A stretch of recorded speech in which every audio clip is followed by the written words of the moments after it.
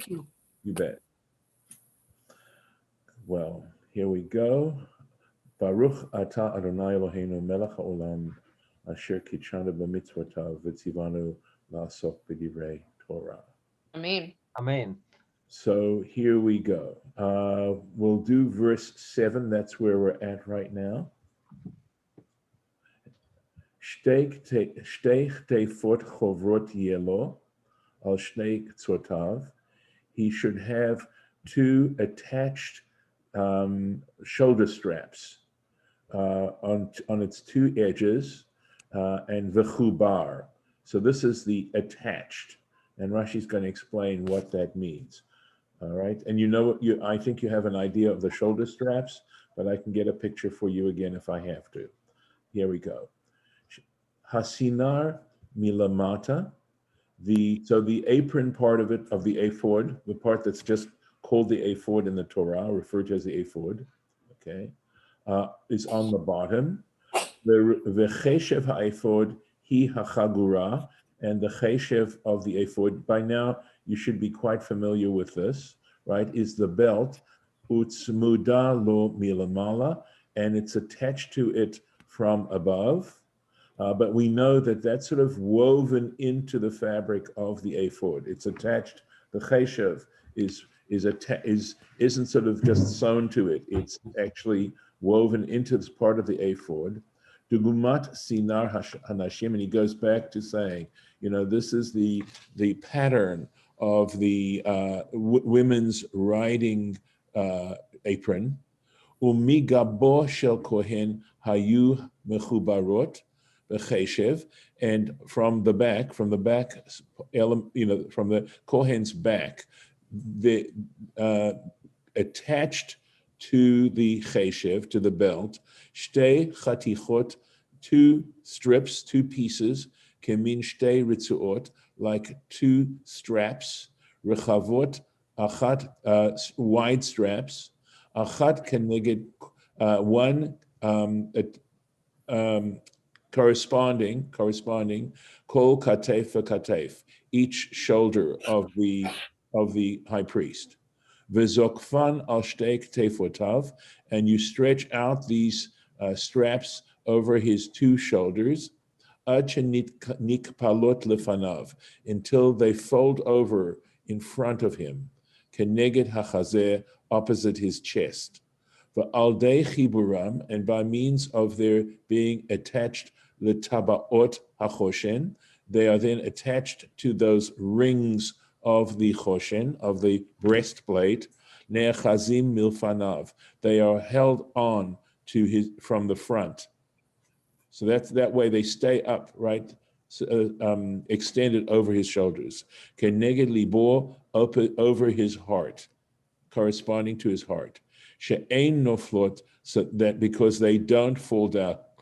K'mor shemufarash be'inyan, as is explained in this subject. V'hayu zekufot v'holchot, and they would stretch up and continue keneged ktefav, corresponding to his shoulders. U'shtei avnei shoam kvuot bahen, and two onyx stones are attached to them. Achat b'chol achat. Each onyx stone on each shoulder strap. And I can show you that I can stop the share a second, and we can take a quick look at this, just so that you can see it once again. I believe I can get that. Let me see what I can do. So, Here by we the are. way, Yes. while you're pulling that up, the question I have is, okay, so he's going into a lot of the detail. I mean, this is the technical detail of how you put this on. Yes. But so what? But there must be. I mean, he wouldn't be going in this detail, I'm assuming. I mean, as we've read in other areas, without having some meaning behind it. So what's the meaning behind the straps? Are we going to get to that? Is that no? He does talk about the meaning of the breastplate, but there are other places. So here's how it's doing. These are the straps that we're talking about here. Right. And let's see if I can put this back. Right, and you can see how they come over his shoulders, and they're the rings that then attach to the choshen. All right, but so I'm sure that there are places, the Malbim, for example, goes into a lovely exposition about clothing in general, and how clothing expresses, the way clothing, I believe, how clothing in a nonverbal way communicates and makes us conscious of things. And what's interesting is, here's one of the points that the Malbim makes. And it's interesting that it also is a play on words in English as well. And he talks about clothing being something that is on you constantly and then represents habitual behavior. And you know that in English, there's an old English word, habit, right? We have the modern meaning of the word habit, but there's also an older English meaning of the word habit, which means your clothing. Ah. And he has a very interesting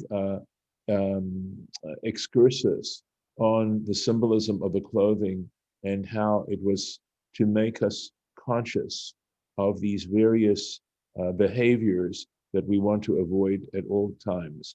Now, what's interesting, he also plays on the Hebrew, because the word beged, Beit Gimel Daled, also is related to a root bagad, and bagad means to cheat or to trick, and to show a lack of faith when somebody trusts you. So to cheat someone, they use the term bagad, and that's because your clothing, right, doesn't necessarily show who you are on the inside. And just as we can be that way as human beings, we can be one way externally and another way internally. And this is all part of trying to remind us not to behave in that particular kind of way, that we should be the same on the outside as we are on the inside, at least as best as we can. So we all have our dark sides, and how one tries to, deal with that is, of course, the question. So this all comes to work on these sorts of various elements. I'm going to, I can actually, let's see. Oh, that was very helpful. Thank you. Oops, I'm going to see it. There we go. This has a better view of the onyx stones and the rings that held up the breastplate. So there are, in fact, some wonderful descriptions and discussions of the symbolism. Rashi essentially isn't coming to do that. Rashi's just trying to help us understand the text and the meaning of the text. Onwards with this. El Shnei Ktsotav, to its two extremities, Shal Rochbo Shel Ephod, that is regarding the width of the Ephod. So Shelo Haya Rochbo Ella Keneged Gabo, because in other words, it's talking about the fact that it goes around to his back, because the wide part of the Ephod went around his back. Ella Keneged Gabo Shel Kohen, it's opposite the back of the Kohen. V'gavhu ad keneged ha'atzilim, v'gavho, and the height of it is up until the elbows. Shekorin, and this is kud or something in French, and the Yiddish is Ellenbogen. I can let you figure out what that means, that you're all experts in Yiddish and can figure out what Ellenbogen means in Yiddish. Shene'emar, how do we know this? There's a verse in Ezekiel that says, Lo yechgaru beyeza, they should not, the ephod shouldn't be attached, because what happens is the final several chapters on Ezekiel deal with this vision that Ezekiel has of a temple. He talks about the dimensions, he talks about the priests and their garments and things like that. There are some contradictory statements in Ezekiel compared to what we read here in the Torah or elsewhere in the book of Kings, where Solomon is building his temple. I think that was a reason that Ezekiel was almost not included in the canon, but there were ways in which to, I believe, harmonize these various versions, and they decided that Ezekiel needed to be in the Tanakh as well. So it says in Ezekiel, Yo lo yichgaru beyeza. It shouldn't be tied where there is perspiration. Ein chogrim b'makom ze'ah. That's exactly, Rashi is translating that, or putting it into simpler Hebrew. You do not tie it in a place where there is perspiration. Lo lamala me'atzilehem, not above their elbows, velo lamata motnehem, and not below their loins, ela keneged atzilehem, but right opposite their elbows. That's where this would be tied. So the last word of that pasuk was v'chubar, and attached.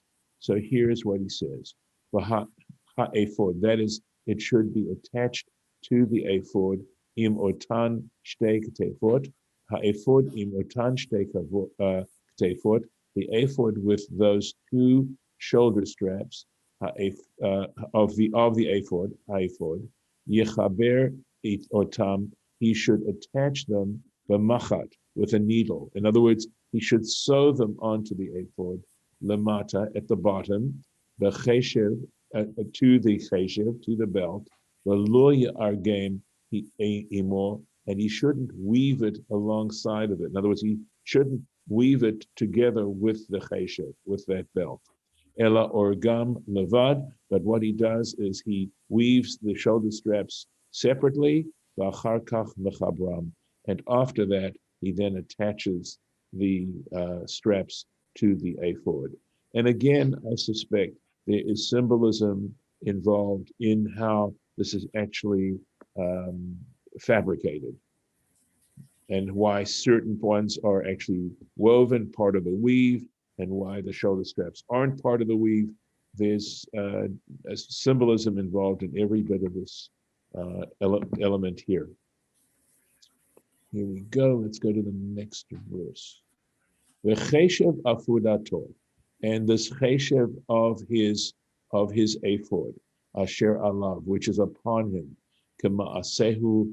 It looks exactly the same way. It's the designs, etc., are identical. In other words, and also remember how we were reading about the various threads that were then intertwined to make the thread from which the garment was woven. So it's all the same. It's made exactly the same. Zahav from gold, tchelet blue, the argaman, and purple, the tolat shani, and crimson, the shesh moshzar, and linen moshzar, twisted all together. So each thread is made up of these strands, all twisted together. And of course, yesterday we read in the Rashi how that was actually made. So the cheshev afudato, and the cheshev of his ephod, the chagur she'al yado, and the belt which is next to it, who me'apdo umitkanehu lakohen umekashto. He says so the way Rashi's understanding this is that this sentence is coming to tell us that he uses the cheshev to tie the ephod in place, and umitkanehu, that's to set it in its place, lakohen, for the priest, umekashto, and the kashet means actually to decorate, to make look beautiful, to adorn, and adorns him with that way. Asher alav, which is upon him, lamala bisvat hasinar, above, on the edge of the apron, he hachagura, that's where the belt is located. Kema'asehu, he says, as according to its fabrication, ka'arigat hasinar, just as the apron part is woven, ma'aseh choshev. We gave various interpretations as to what that meant, right? Whether it meant a skilled workman, or whether or not, I'm sorry that I don't recollect Golda's, maybe one of you remembers how Golda interpreted that. Well, here it says master weaver. Okay, yeah. So it means the work of a skilled craftsman. And it's from those 5 different types of fabrics, right? The blue, purple, crimson, linen, and gold yarns. Kach arigat hacheshev. So the weaving of the cheshev, of the belt, maaseh choshev, it is the work of a skilled craftsman. As I recollect, I liked Golda's the interpretation that she had there, because it was referring actually to how the fabric and how it was woven together. And it should be of these 5 species. Mimenu yehiyeh. So this doesn't say v'chubar, it says mimenu yehiyeh, imo, with it. Yeh arug, it should be woven. V'lo ya'argenu lavad v'yachbarenu. And it should not be woven separately, like the 2 shoulder straps, right? And then attached. It needed to be woven all together, that whole thing. Let's keep right here. V'lakachta et shtei avnei shoham, and you should take 2 onyx stones, ufitachta alehem, and you should engrave on them shmot bnei Israel, the names of the children of Israel. I am going to stop here. And the reason I'm going to stop here is I have a challah that I now have to remove and get ready to twist and to bake. So I'm going to stop the share, and I'm going to stop the recording, and wish you all a happy Purim. And this lesson was Le'ilui Nishmat, your father, David. Do you know his Hebrew name? Oh, yeah. Gosh, yeah. Ben Yisrael. So yeah. So what was his first name? No. He's Yitzhak. He's it's Urban. So yeah, my dad doesn't have a middle name. That's okay. So it was Yitzchak Ben, and his father's name was name Israel. Yeah, Israel. Israel. Yeah, I'm named after him. So I'm just kind of reverse it. So was his name Yisrael? Yeah. Okay.